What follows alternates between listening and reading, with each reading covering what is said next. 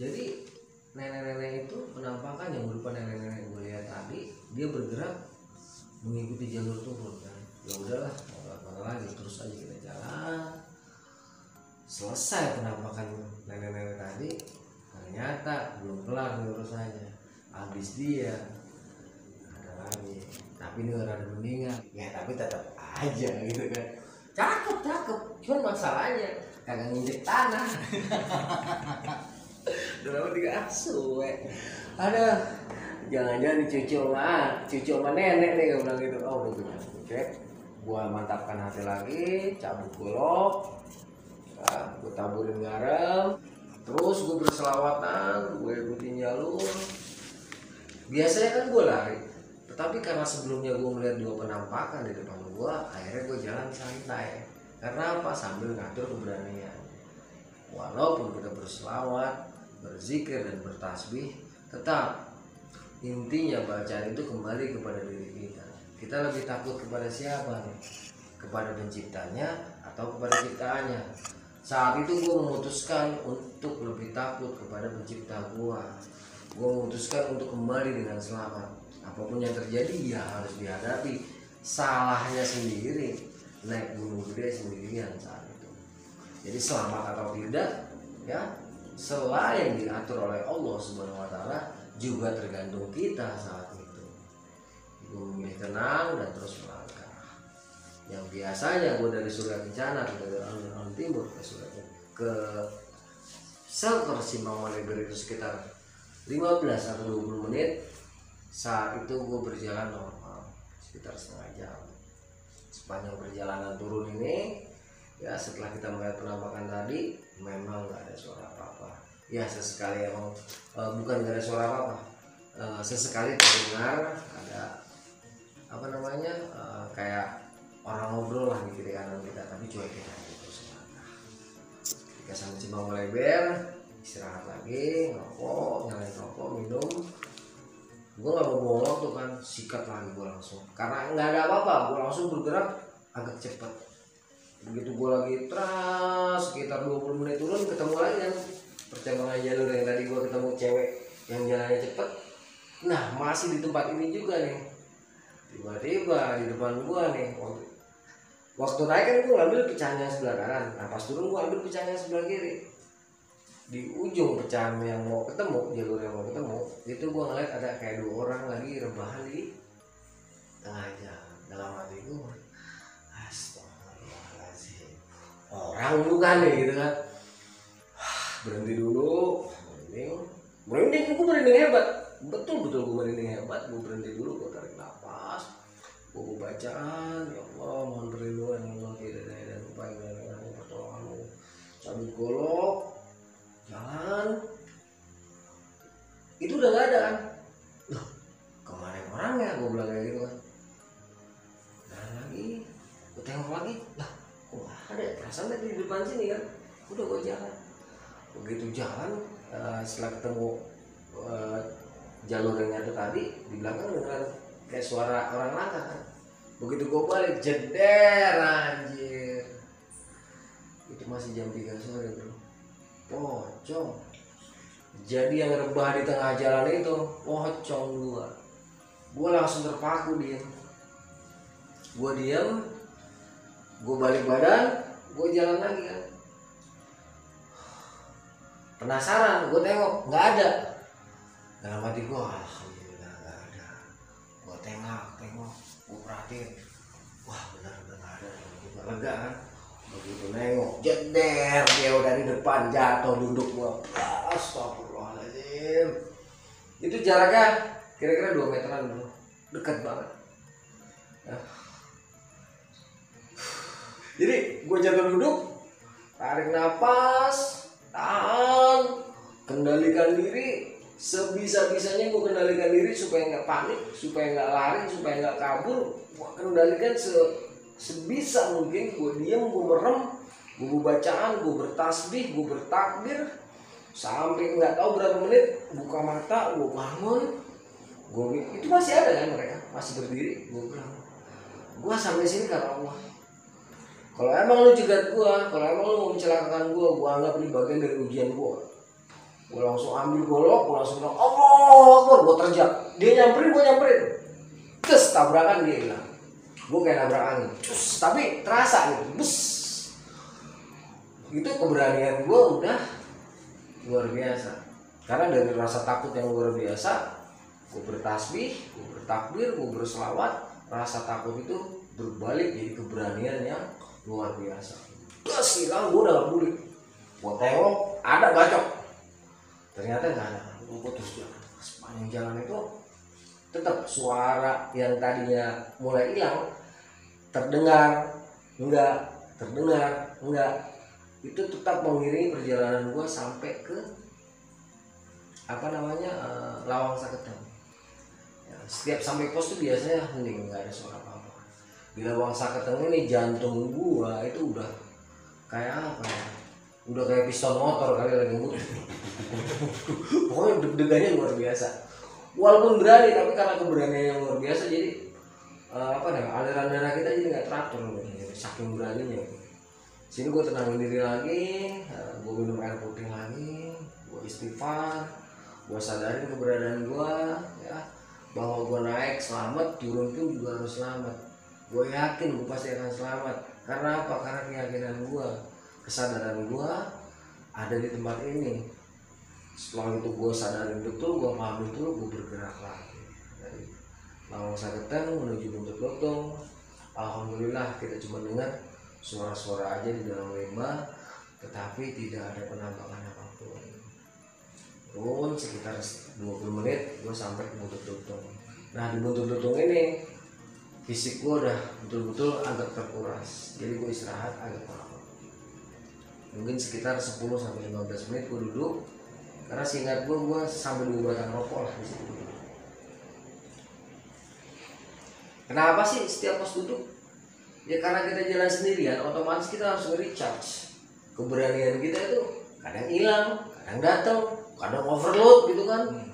Kadang berlebihan, kadang juga ketakutan kita juga berlebihan. Jadi kedua hal ini datang silih berganti mengenjot pikiran kita, mengenjot perasaan kita. Jadi kenapa harus sering berhenti dan minum air putih? Fungsinya adalah untuk menjaga keberanian tadi, ya, untuk menekan rasa takut kita tadi agar kita tidak dikuasai oleh perasaan takut kita. Karena dengan napas yang tenang biasanya pikiran juga tenang, ingatan juga tenang, ya, perbuatan kita juga tenang. Biasanya itu seperti itu. Itulah kenapa gue sering duduk, duduk minum air dan rokok. Fungsinya adalah untuk mengembalikan ketenangan kita. Dengan tenang, insya Allah kita bisa melewati setiap rintangan yang kita hadapi. Puas di Buntut Lotong, gue bergerak kira-kira 15 menit atau 10 menit atau 15 menit, tiba-tiba kaki kiri gue sakit banget. Yang harusnya dari Buntut Lotong ke Legok Lenca itu cepat, jadi super lama. Karena pas setiap jalan kaki gue rasanya sakit. Gue sih pernah ngerasain gak sih? Jadi kalau jalan cepet, astagfirullahaladzim, gue coba jalan cepet, sakit banget. Gue pikir nih karena kelelahan aja, karena kita naik terus langsung turun kan, itu butuh, walaupun saat itu kita masih muda, tetap kita punya keterbatasan fisik. Nah gue pikir gue akan naik. Wah itu gue jalan lama banget. Karena apa? Jalan menggunakan kaki kanan aja kan sebagai tumpuan, sedangkan kaki kiri tuh terus kita lurusin, jadi tuh lucu jalannya. Pelan. Itu yang dari Buntut Lotong jam 3 mungkin sampai ke Legok Lenca itu sekitar jam 4. Gue masih ingat, gue soalnya pakai jam kasih gitu. Zaman dulu keren, jangan di air. Begitu gue lihat jam, tapus jam 4. Buntut Lotong ke Legok Lenca gue 1 jam. Di sini mulai ada kekhawatiran nih. Wah, dari Buntut Lotong ke Legok Lenca aja 1 jam. Berarti dari Legok Lenca ke Rumah Gede jangan 1 jam juga nih. Mulai timbul perasaan was-was. Nah, rasa was-was inilah yang paling berbahaya sebenarnya. Karena dari was-was biasanya akan timbul resah. Kalau udah resah biasanya akan takut. Kalau kita udah takut biasanya kita akan kehilangan pegangan juga ketenangan kita. Karena udah mulai seperti itu, gue tenangin diri dulu, gue bertasbih lagi, gue kuatkan hati gue lagi, terus gue coba jalan. Gue nggak mau istirahat apa, karena perjalanan gue lambat. makin sakit. Ketika kesadaran gue full, gue langsung diem nih. Gue tayamum, gue wudhu, gue duduk, gue heningan cipta. Waktu itu bacaan gue Allahumma sholli ala sayyidina Muhammad wa ala alihi sayyidina Muhammad ya azimu ya azimu ya azimu. Terus gue ulang-ulang begitu tenang. Tiba-tiba mata gue ini kebuka, bukan kebuka begini, bukan. Mata yang sini tiba-tiba kebuka, teng. Begitu gue lihat ke dengkul kiri gue, masya Allah. Itu ada makhluk kecil ya, wajahnya tua, kupingnya agak panjang, entahlah namanya apa, mulutnya biasa gitu, cuman ada calingnya. Dia lagi asik banget getokin kaki gue pakai semacam kayak palu, tuk tuk tuk tuk. Wah, bener setiap palunya masuk ke dengkul tuk tuk tuk. Dalam hati gue, oh ini biang keroknya gitu kan. Langsung gue bilang, ya Allah, tiada daya dari upaya melainkan karena pertolonganmu ya Allah. Gue tenangin diri, gue selawat, terus gue baca ya azimu sekitar 17 kali, tahan napas, ya azimu ya azimu ya azimu. Oh sampai 3 kali 17 ketika ya azimu yang terakhir 17 kali yang terakhir langsung dengan izinmu ya Allah yang maha agung gue sikat. Itu kan harusnya nggak kena ya, tapi karena yang ngelihat juga bukan mata ini pukulan yang kita lakukan pun sebenarnya bukan pukulan pukulan pakai raga gitu, tapi tenaga yang keluar itu sebenarnya dari batin ya. Dar kena blending, belum. Dalam hati lu biang keroknya gitu, cabut golok, ya. Itu kaki gue yang tadinya sakitnya minta ampun celak-celak langsung hilang dalam hati gue. Ya Allah, kerjaan itu bocah tua nakal sialan dulu. Aduh, udah sekali banget. Buru-buru gue jalan.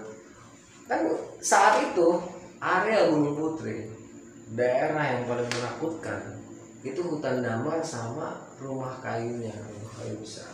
Rumah kayu besar itu udah terkenal banget nih sebagai istananya atau sarangnya para peri alias kunti gitu kan.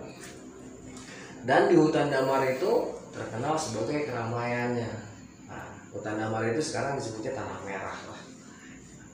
Itu terkenal sebagai pasang setannya di Gunung Putri pada saat itu ya.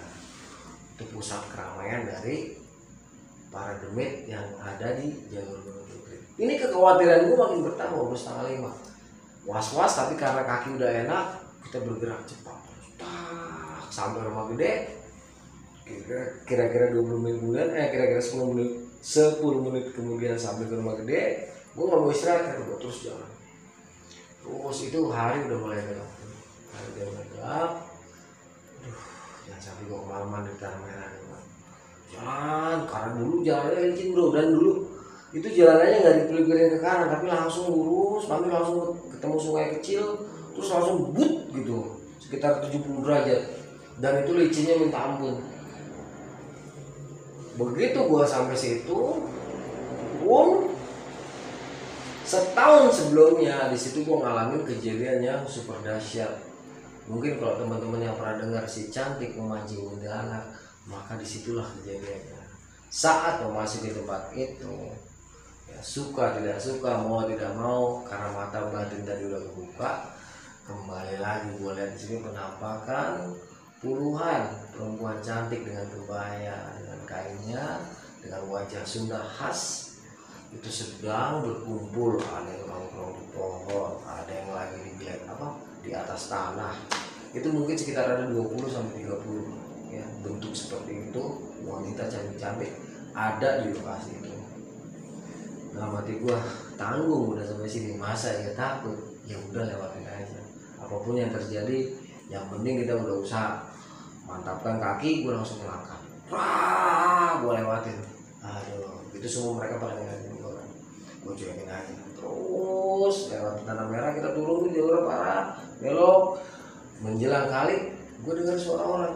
Tok, gue diem dulu kan, karena dari awal berangkat sampai gue jalan puncak gunung kan gue juga sering dengar suara orang kan, bahkan ada beberapa yang sempat panggil gitu, gue lupa deh. Karena masih curiga seperti itu, ketika 2 kali bunyi tok, gue diemin lagi, 3 kali tok, dalam hati kayak suara si Wawan, langsung gue bilang, Wan, alhamdulillah akhirnya gua ketemu sama si Wawan di dekat kali kecil tadi. Nah dulu area kali kecil itu lewat itu hutannya masih lebat dan termasuk daerah yang cukup dihindari oleh kita ketika malam hari tiba. Alhamdulillah gua di situ ketemu si Wawan, karena si Wawan disuruh jemput sama bapak karena khawatir ada apa-apa sama gua. Nah ketemu ngobrol sebentar, kita langsung bergerak cepat turun ke bawah. Nggak ngomong apa-apa Wawan, cuma ngomong gitu khawatir sama Wawan. Kira-kira 15 menit kemudian kita sampai ke area perkebunan penduduk, turun. Nah sepanjang perjalanan turun ini Wawan baru ngomong gitu kan, bapak khawatir takut ada apa-apa Mas Yanto, soalnya Gunung Gede saat itu aduh benar-benar rawan banget, beda sama yang sekarang. Nah, setiap shelter ada Kang Nasi Uduk, ada Kang Wawan ya, ada Kang Ipang, gitu kan, ada Kangkung, pokoknya segala macam lah, banyak banget Kang gitu ya. Tidak seperti sekarang. Diceritakan bapak teteh tuh khawatir, akhirnya si Wawan suruh jemput. Nah sampai rumah pada ketawa-tawa lah, ya ketawa dasar Anto gitu, edan gitu kan. Wah pokoknya seru lah gue sampai ke rumah Wawan. Terus juga ditanya-tanya ngelihat apa aja, ngalamin apa aja, gue ceritain lah bahwa waktu naik di sungai kecil ini, terus begitu lewat mau masuk rumah gede ketemunya ini di buntut lutung tuh gudang garam merahnya gue bakar, terus gue kasih kopi jadinya begini, terus dalam perjalanan gue ketemu ini, terus gue muat, pokoknya segala macam itu gue ceritain.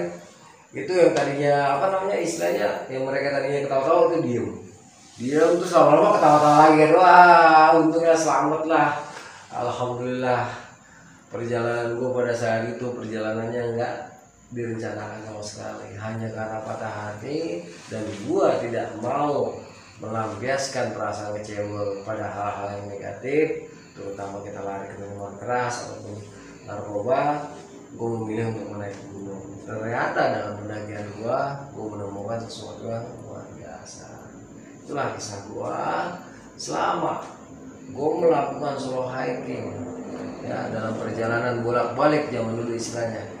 Zaman sekarang terkenal nama TikTok pada tahun 1996 menghasilkan kisah dan pengalaman yang sampai saat ini masih gua kenang dan masih gua ingat dengan baik. Kira-kira seperti itulah sobat, kita berdampingan. Oke, itulah cerita lanjutan dari Sendiri Menembus Puncak Gede dari Bang Arya Sena yang sudah dilakukan karena patah hati. Namanya anak muda ya Bang, naik gunung ya nggak apa-apa. Tapi jangan sendiri juga lah. Jangan sendiri juga, kalau bisa aja ya teman lah. Iya. Oke baik, itulah cerita dari Bang Arya Sena. Semoga bisa diambil pelajaran, bisa diambil hikmahnya sebagai pengetahuan atau sebagai hiburan buat kalian. Dan jangan lupa untuk terus dukung channel Kita Berdampingan supaya kedepannya channel ini akan semakin berkembang dan bisa menghadirkan video-video yang lebih baik lagi. Sekian dari kami. Assalamualaikum warahmatullahi wabarakatuh.